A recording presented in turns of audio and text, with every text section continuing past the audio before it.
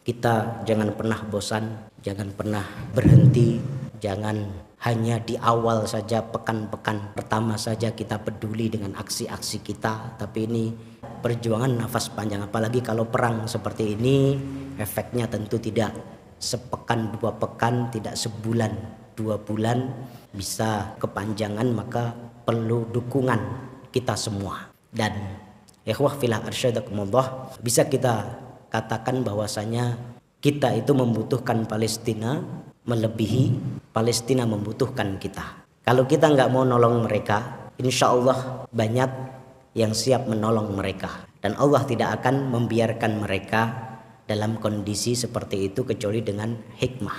Pasti akan Allah tolong. Jadi yang membutuhkan kita, risalah perjuangan di Palestina itu akan tetap berjalan sampai kapanpun, baik dengan kita atau tidak dengan kita. War risalatu ta'ishu abadan bika au bi ghairika. Risalah perjuangan ini akan tetap berjalan.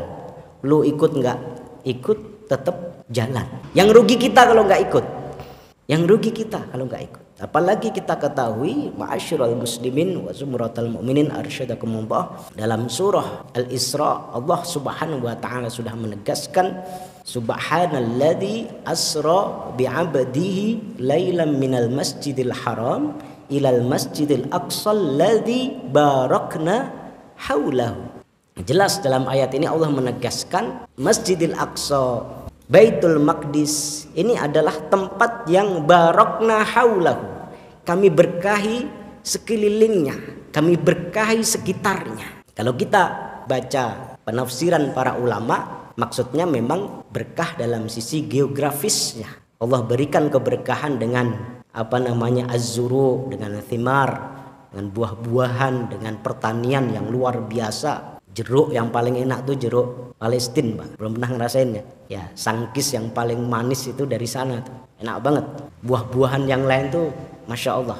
Tapi sebagian ulama menegaskan keberkahan itu bukan hanya dari sisi itu saja.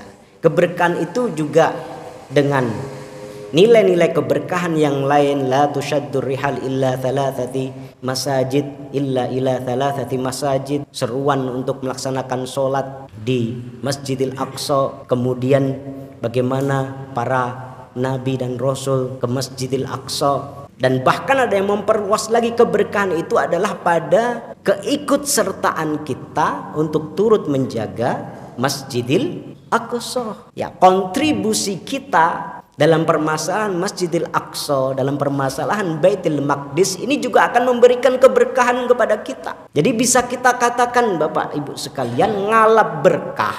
Ya, para pemburu berkah, kalau mau ngalap berkah itu bukan hanya dengan tilawatul Quran, bukan hanya dengan birrul walidain, bukan hanya dengan beradab kepada para guru dan sumber-sumber keberkahan yang lain, tapi salah satu sumber keberkahan yang jelas alladzi barakna haulahu yang Allah sebutkan dalam Al-Quran ini ada pada Masjidil Aqsa. Insya Allah kalau kita terus berkontribusi, terus berikan perhatian, ya melu payu, ya nggak apa-apa melu payu, meskipun cuma sekedar share, meskipun nyumbang sebisanya, ya hadir aksi ataupun apapun yang bisa dilakukan.